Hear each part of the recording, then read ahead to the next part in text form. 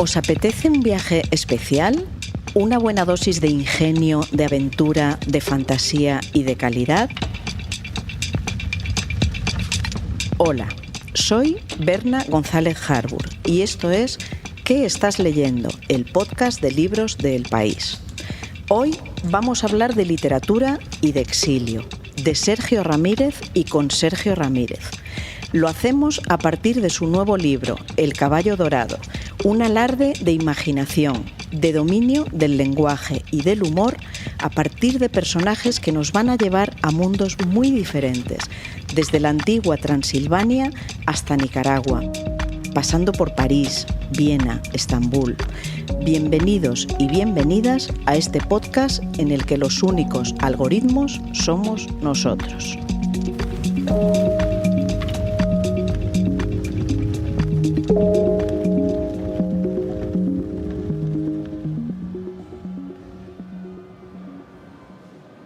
Vamos a entrar en el Instituto Cervantes, donde nos recibe Luis García Montero, su director.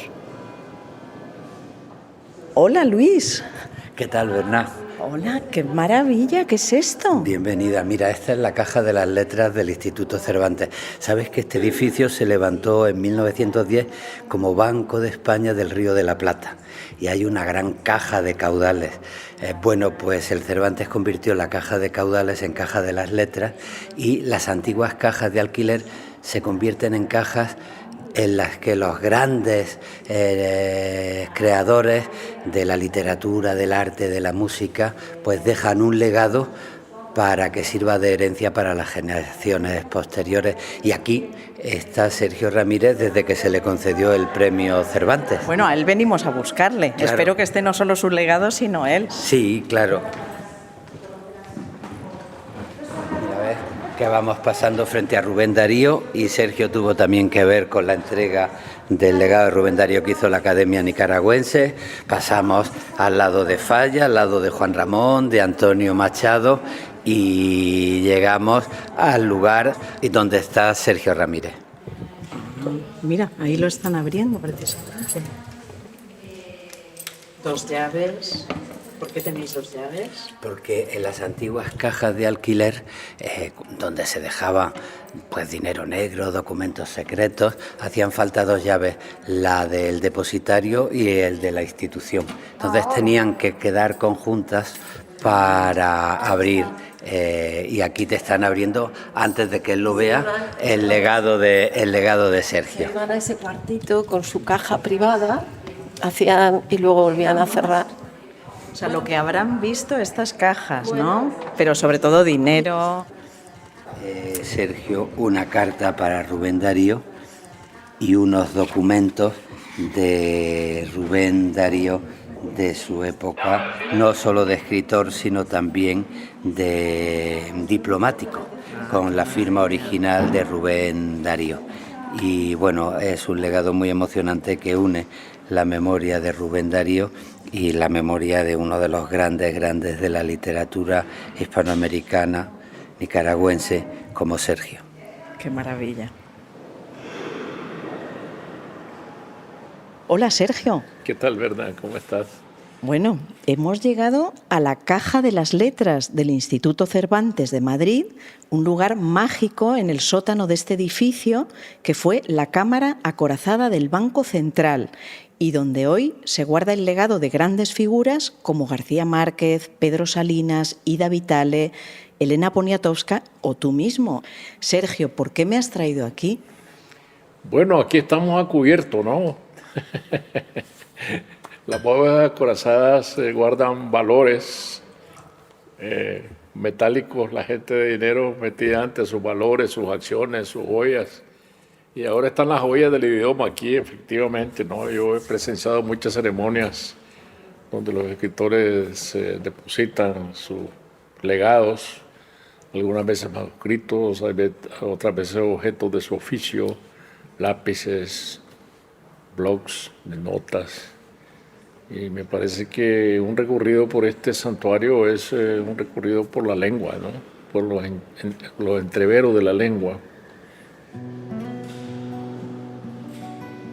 Esta historia trata de una princesa de la nobleza rural de los Cárpatos que llevaba una férula ajustada con tornillos de cabeza avellanada y correas de baqueta en la pierna izquierda. De un peluquero escultor de caballos de barba frondosa abierta en 2 alas que creía haber inventado el carrusel. De un factor de comercio, también de barba frondosa en 2 alas, que se creía hijo del emperador Maximiliano, y de un cocinero hablantín y marrullero que salvó de morir a un dictador. Empieza en la aldea de Siret, entonces territorio del Imperio Austrohúngaro, y acaba en Managua, bajo la ocupación militar de los Estados Unidos, con una conspiración de final inesperado. El caballo dorado es un libro que nació en Nicaragua y que has terminado en el exilio madrileño. Lo has llenado de aventuras y sueños en torno a un carrusel de caballos en el que vamos a viajar desde la Transilvania de principios del siglo XX a una remota Nicaragua. Sergio, ¿de dónde nace este libro? Bueno, este libro tiene una cara oculta, que es mi infancia.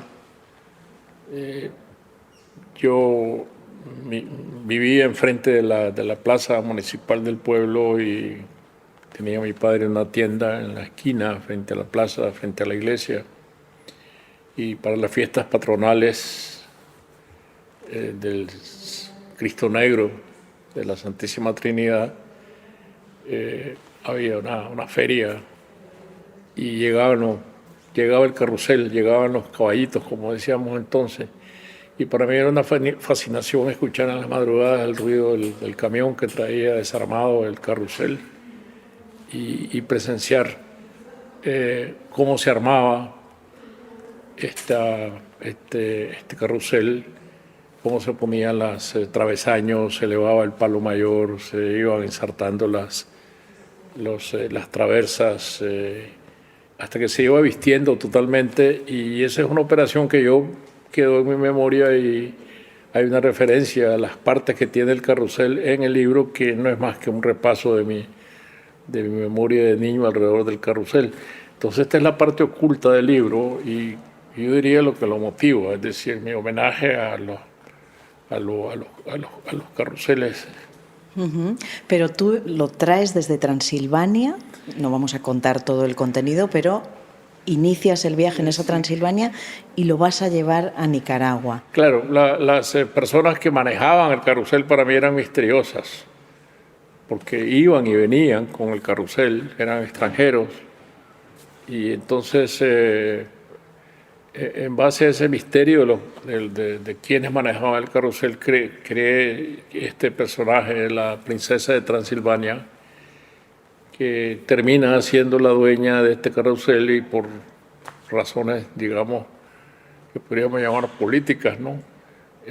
Lleva este carrusel a Nicaragua como regalo al presidente dictador, el presidente Zelaya, regalo de el plantador de cacao, que es un personaje histórico tanto como Zelaya. Menier, de la familia Menier, que tenía la plantación más grande de cacao en Nicaragua, y ahí nacen los famosos chocolates Menier. Te voy a decir mi sensación, Sergio. A ratos me ha parecido estar leyendo un Dostoyevsky nicaragüense y a ratos me parecía estar leyendo un Cervantes austrohúngaro. Está la chispa latinoamericana tan tuya, tan vuestra, de los autores de tu lado del océano, y está esa vieja realidad europea. ¿Te ha costado amasar los ingredientes de uno y de otro lado? Pues a mí me parece que uno trabaja más libremente cuando se basa en la pura imaginación.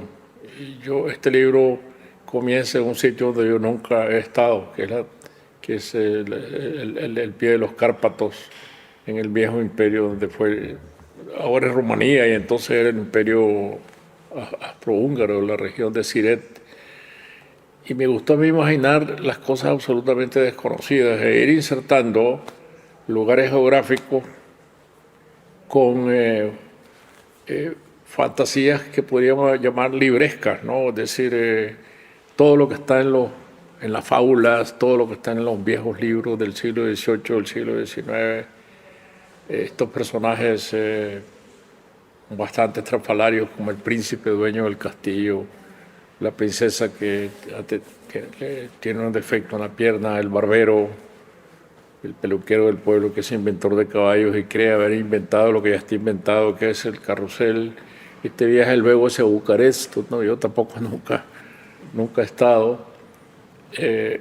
Es una exploración absolutamente literaria de la imaginación, por eso la he disfrutado mucho escribiendo.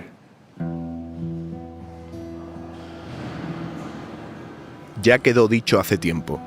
La princesa es esa anciana que se coge la pierna para ayudarse a avanzar hacia el carrusel, el insecto de la férula agarrado de manera tenaz a su tobillo, siempre la túnica de Besarabia bordada con mirlos en el cuello, las mangas y el repulgo al ojo del pie y atado a la cabeza el pañuelo de colorines comprado un día lejano en la plaza de la aduana de Cartagena de Indias, decidida a bajar a fuetazo limpio a los niños que suben a la plataforma para montarse en los caballos sin pagar su ficha. Va de pueblo en pueblo, de fiesta patronal en fiesta patronal, en vagones de segunda en los trenes o en la cabina de los camiones que martajan las piedras en los caminos de macadam, alojada en pensiones baratas y el carrusel cada vez más venido a menos según pasa el tiempo. ¿Es una manera también de volver a Nicaragua, ese viaje, este libro? Pues mira, este libro yo lo comencé hace varios años, cuando yo no sospechaba que iba a ser víctima de la atrocidad del exilio, ¿no? Y que me quitaran la nacionalidad. Y es uno de estos libros, como me ocurre muchas veces en mi historia de escritor, que yo comienzo, de repente no encuentro la salida, lo dejo y avanzo con otra obra y lo vuelvo a retomar, y por eso este libro tiene tantos años de factura. Lo terminé en el exilio, tanto en Princeton como en Madrid, y obviamente el recuerdo de Nicaragua, que es lo último que yo escribí, entra de lleno en el libro, que es cuando la princesa desembarca con el carrusel en el puerto de Corinto, cuando el mismo día que el dictador Zelaya se está yendo al exilio, derrocado. Exacto. Bueno, a lo mejor eso es un wishful thinking, ¿no? Bueno, pero entonces tu respuesta es sí, es una manera de regresar de alguna forma. En el subconsciente hay muchos mecanismos que afloran mientras se desarrolla la escritura. Ahora que me lo preguntas, encuentro que puede haber esta relación, ¿no? Uh-huh. Bueno, en tu libro hay mucho Rubén Darío, hay mucho de muchos autores. A mí me ha recordado muchísimo a Cervantes, no puede ser, no creo que te extrañe lo que te diga. Y te voy a decir porque yo creo que dibujas territorios imaginarios y sus versiones reales a la vez, ¿no? ¿Cuántas escenas hay que son relatadas como si fueran verdad y finalmente eran imaginarias, como hacía Cervantes? Hay una forma de narrar el Quijote y hay un humor en torno a la intriga. ¿Cómo te ha inspirado Cervantes? Bueno, muchísimo. En primer lugar, por esa libertad absoluta de imaginación que tiene en la escritura Cervantes. Y el procedimiento central, ¿no? Que todo libro viene a ser un viaje en sentido cervantino. Entonces, este es un libro que va avanzando estación por estación, igual que el Quijote no se explicaría sin distintas estaciones y las aventuras que van surgiendo al llegar a cada estación, ¿no? Premeditadas, aventuras totalmente impremeditadas, pero los herederos de Cervantes también, como el Tristan Shandy o como el Tom Jones, que son novelas de una gran alegría, es decir, uso la palabra alegría para designar lo que es la libertad de la escritura y el gozo de escribir, el descoyuntamiento de la escritura. No usar reglas aparentemente más que la regla de la lógica de la narración, que por muchos vericuetos que tome nunca se llega a perder.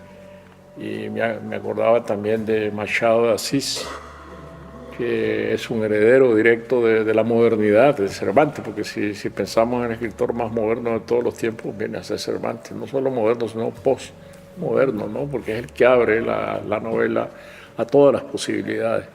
Y este libro quiere manejar todas las posibilidades. Uh-huh. Sí, manejas el lenguaje cervantino, como vemos, o sea, esa forma de narrar imaginación y realidad, manejas el humor, manejas momentos incluso dramatúrgicos, teatrales, manejas prensa. ¿Cómo defines tú mismo tus recursos literarios que has empleado en El Caballo Dorado? Es decir, usando esto que llamaba antes la libertad gozosa de escribir, no pararme en despreciar ningún procedimiento. Como bien dice, esta novela tiene a veces de narración periodística, a veces tiene de guión de radionovela, a veces tiene de guión de libreto de cine. En la medida en que la novela me va presentando necesidades, voy satisfaciendo las necesidades de la novela mediante los procedimientos que me demandan, ¿no? o que la imaginación demanda en ese momento. Es decir, no hay reglas, sino la regla es que no hay reglas. Uh-huh. Tuviste que dejar tu biblioteca en Nicaragua. ¿Has logrado reconstruir cierta biblioteca? Eso en muy pequeña parte. En muy pequeña parte. Ahora me asusto ya que después de 2 años y tanto de vivir en Madrid ya tengo bastantes decenas de libros, ¿no? Es curioso hacerse una nueva biblioteca sabiendo que uno tiene todos los libros que han pasado por mis ojos, están allá guardados en unos cajones, y mientras tanto siempre tengo la tentación de duplicarlos, porque los necesito, ¿no? ¿Y caes entonces, en esa tentación? Estoy duplicando mucho de lo que tengo en Nicaragua, porque es una necesidad tener ese libro a mano, ¿no? Entonces, es una biblioteca extraña, está formada de muchos regalos, amigos que me regalan libros, las editoriales que me envían libros, está formada de los libros que compro en las librerías porque me atraen, los libros cuyas referencias encuentro en las revistas de libros, en los suplementos culturales que me interesan, y también voy a buscarlos a las librerías, y de repente te das cuenta que estás cayendo en lo mismo que ha sido siempre en mi vida, que tengo más libros de los que voy a poder leer. Sí, tu libro también es un libro desde el destierro, lo hemos comentado. ¿En qué otros libros te reconoces cuando piensas en el exilio? Bueno, yo siempre recuerdo las tristes de Ovidio, porque a mí me parece que cuando el César expulsa a Ovidio hacia estos lugares tan inhóspitos, precisamente a Rumanía, ¿no? Precisamente, sí. Ponto Euxino, que era pura niebla, lluvia, lodazales, donde un hombre acostumbrado a la amistad literaria y a circular entre gente culta estaba totalmente aislado en un puesto de soldado en el extremo más ignoto del mundo, ¿no? Ese era su verdadero castigo. Y añorando Roma, pero sin dejar de escribir.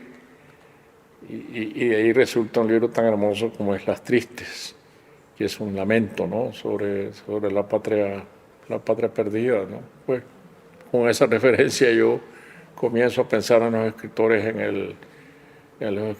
el exilio. Es curioso cuando encontrarme también con la huella de los escritores españoles en el exilio.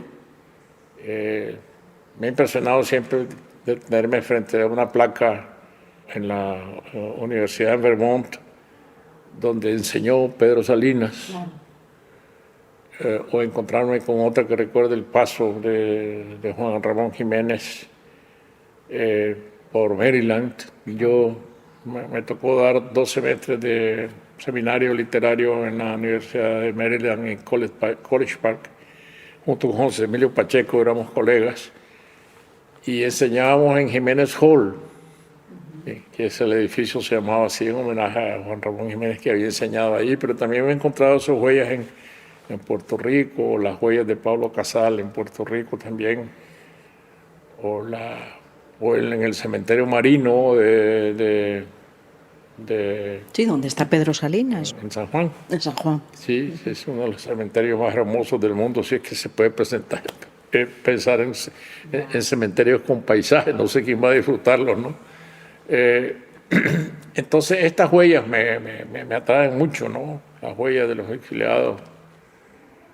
Así como me gusta recorrer Madrid, ir encontrando dónde vivieron los latinoamericanos que de alguna manera estuvieron en exilios políticos o en exilios culturales en Madrid, ¿no? Que está lleno de eso, ¿no? Algún día me gustaría escribir un itinerario de los escritores latinoamericanos en los lugares donde han vivido en Madrid, los periódicos donde trabajaron, desde Rubén Darío, Juan Carlos Onetti. Claro. Aquí mismo estamos en esta sala del Cervantes, rodeados de cajas de seguridad que en vez de dinero albergan legados de Salinas, de Juan Ramón Jiménez y el tuyo propio, que no, cuando recibiste el Cervantes no eras un exiliado, pero hoy sí. Y no eres Ovidio, sin duda, en Ponteusino, ¿no? En esa tierra que hoy es Constanza. Madrid no es aquello. Madrid es lo contrario, pero ¿cómo te encuentras como exiliado? Bueno, buscando cómo hacerme madrileño, ¿no? Es decir, disfrutando esta ciudad, tratando de meterme bajo la piel de la ciudad. Yo creo que, vamos a ver, un escritor tiene un gran desafío que es la duplicidad de su paisaje literario, ¿no? Yo tengo mi paisaje literario de Nicaragua, del cual forma parte la lengua, ¿no? Mi propia lengua nicaragüense. Y entonces yo pienso, yo solo puedo escribir sobre eso, donde tengo esas raíces literarias, no podría tocar otro tema, pero bueno, ya se ve que en esta novela yo he explorado mundos donde nunca he estado. Y aquí en Madrid, donde sí estoy vivo, pues yo siento que poco a poco se va formando dentro de mí una percepción literaria de lo que es Madrid. Me gustaría comenzar por estas crónicas de exploración de Madrid con respecto a los escritores latinoamericanos. Y bueno, que yo creo que uno se hace cargo del paisaje literario, del ambiente literario, cuando es capaz de penetrar no solo los objetos, las calles, el paisaje urbano, sino también el paisaje humano. Es decir, entrar dentro de la gente, ¿no? Y cuando yo sea capaz de quitar los techos de Madrid, igual que el Diablo Cojuelo de Vélez de Guevara, entonces yo decía, ya estoy dentro de la ciudad, ¿no? Bueno, el Caballo Dorado efectivamente es un prodigio en el que has recorrido todos estos lugares, pero también estoy recordando Sara, en el que nos llevas a una historia bíblica que no tiene que ver con Nicaragua, o sea que no me voy a creer eso de que no sabes escribir de algo que no sea Nicaragua. Bueno, quiero preguntarte por tus recomendaciones, lo que estás leyendo ahora, lo que tienes en la mesita. Pero antes le he pedido a mi compañero Javier Rodríguez Marcos, que como sabes es un gran especialista, que nos conecte con otras obras, con otros autores que han sufrido el destierro. Vamos a escucharle. La palabra exilio, presente en el castellano desde el siglo XIII, apenas se usó en la lengua cotidiana hasta 1939. Antes se hablaba sobre todo de destierro. Lo cuenta el lingüista catalán Joan Corominas en ese monumento cultural que es su diccionario etimológico, donde explica también que el cambio se dio por influencia francesa. Ni la influencia ni el año son casualidad. 400.000 refugiados españoles cruzaron la frontera de los Pirineos en el invierno del 39. Uno de ellos era el propio Corominas. Otros fueron Manuel Azaña, presidente de la República, la filósofa María Zambrano y el poeta Antonio Machado, que sigue enterrado en Collioure junto a su madre. La historia de la literatura moderna en general, y la de la escrita en español en particular, no podría contarse sin la experiencia del exilio, y en las dos orillas del Atlántico. En los años 70, justo cuando la democracia volvía a España y con ella muchos supervivientes de la diáspora republicana, comenzaron a sucederse en Chile, en Argentina, en Uruguay, una serie de golpes militares que sacó de sus hogares, y a veces para siempre, a centenares de hombres y mujeres. La trágica dinámica del siglo XX se prolonga hasta el XXI en Nicaragua, en Cuba o en Venezuela. No es casualidad que los 4 autores latinoamericanos que han obtenido el premio Cervantes en los últimos años, Sergio Ramírez, Ida Vitale, Cristina Peri Rossi y Rafael Cadenas, hayan sido alguna vez o sigan siendo exiliados. La pensadora alemana Hannah Arendt escribió que la historia contemporánea ha creado una nueva clase de seres humanos. la de los que son confinados en campos de concentración por sus enemigos y en campos de internamiento por sus amigos. Sabía de qué hablaba. Ella pasó por uno de esos campos en Francia antes de atravesar España y Portugal para refugiarse en Estados Unidos de la persecución nazi. Hoy han cambiado las fronteras. Lo que no cambian son los motivos para cruzarlas.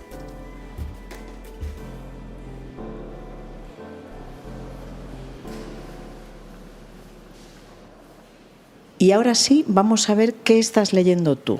¿Qué nos recomiendas? Me has hablado del tercer volumen de los diarios de Chirves. Yo tengo una gran fascinación por Chirves. Me parece que sus 13 tomos de sus memorias íntimas, de su diario, digamos, las memorias de su diario, es un libro muy desgarrado, de una intimidad estremecedora, una confesión. Yo no sé si cuando alguien escribe los diarios piensa efectivamente que alguien los va a leer o no algún día, ¿no? Eso me queda por dilucidar, porque yo no escribo diarios, ¿no? ¿Quién le iba a decir además que iban sí. a convertirse en los libros del año? Exacto. De estos últimos Sí. años, ¿no? Yo creo que ni él lo imaginó. Y los juicios literarios que hace me parecen extraordinarios también, no solo el recuento de su vida, sino su percepción de la literatura y su agonía constante con la creación literaria, cómo lucha cada día con la palabra, la decepción, y eso lo conocemos mucho los escritores, de pensar que lo escrito no vale la pena. Bueno, todo eso está en Chirves, ¿no? Uh-huh. También has escogido Santander 1936 de Álvaro Pombo, que precisamente acaba de ganar sí, es un escritor que el premio Umbral. Ganó el premio Umbral. De los escritores que yo desconocía, de los que más me impresiona. Me parece que Pombo es un gran escritor.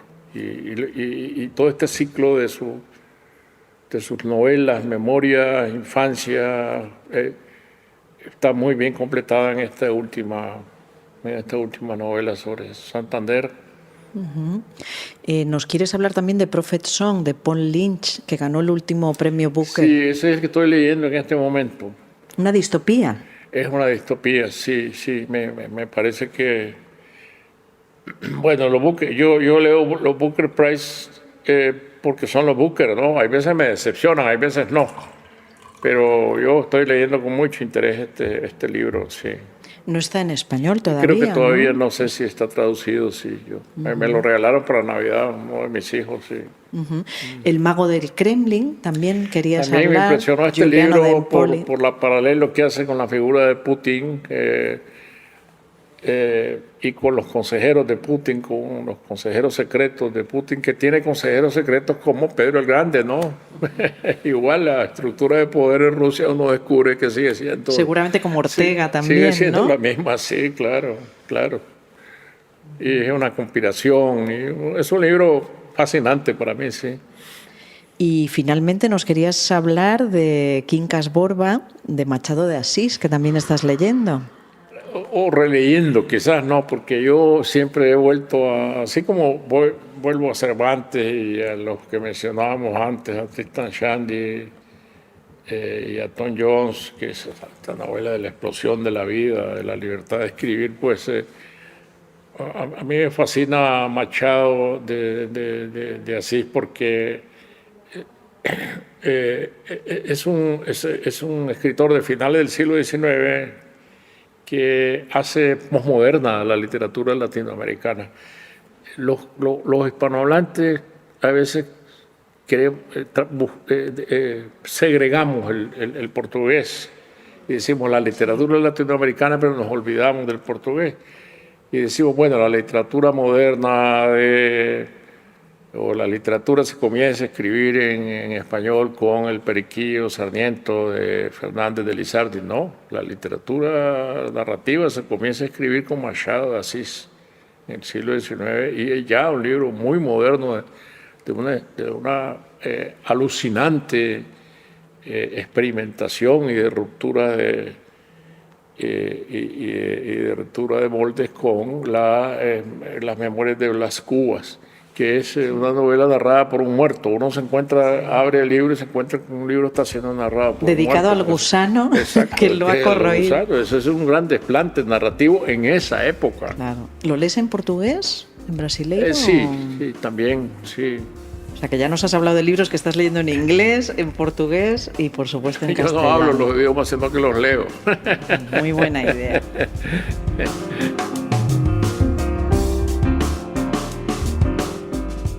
Soy Guillermo Altares, redactor jefe del área de cultura del País. Estos días ha llegado a las librerías una de las novedades más importantes del invierno. Es el nuevo libro de Paul Auster, se titula Baumgartner, y es una historia muy personal, un libro muy duro en torno a la enfermedad que Paul Auster ha escrito mientras está tratando de un cáncer bastante complejo. También estos días podemos leer Una isla a la deriva de Ana Carvajosa. Ana Carvajosa es una compañera nuestra, una veteranísima reportera y corresponsal y actualmente responsable de Planeta Futuro, pero bueno, lo importante de este libro es que es un libro de periodismo puro, es un retrato de Inglaterra en el momento del Brexit, y yo creo que el título, Una isla a la deriva, lo dice todo. Y luego también se ha editado Un frío en la nieve de Jessica Au. Es una pequeña joyita, un libro de estos de 100 páginas que se lee de un tirón, de una autora australiana que relata el encuentro entre una madre y una hija en Tokio en invierno.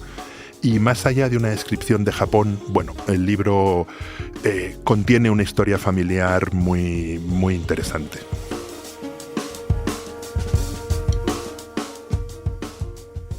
Sergio, hemos escuchado tus recomendaciones y las que hace esta semana para nosotros Abelia.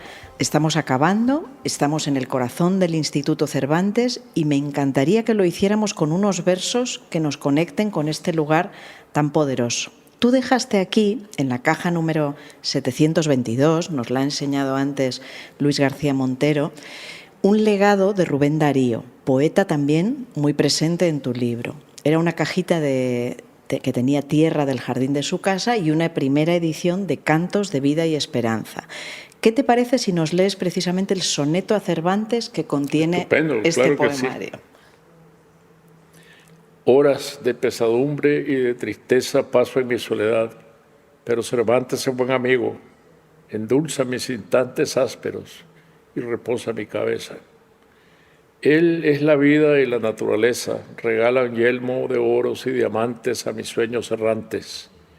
Es para mí, suspira, ríe y reza. Cristiano y amoroso caballero, parla como un arroyo cristalino. Así le admiro y quiero, viendo cómo el destino hace que regocije al mundo entero la tristeza inmortal de ser divino. Muchas gracias, Sergio. Muchísimas gracias, Berna. Gracias. He disfrutado mucho esta conversación. Gracias. Hasta pronto.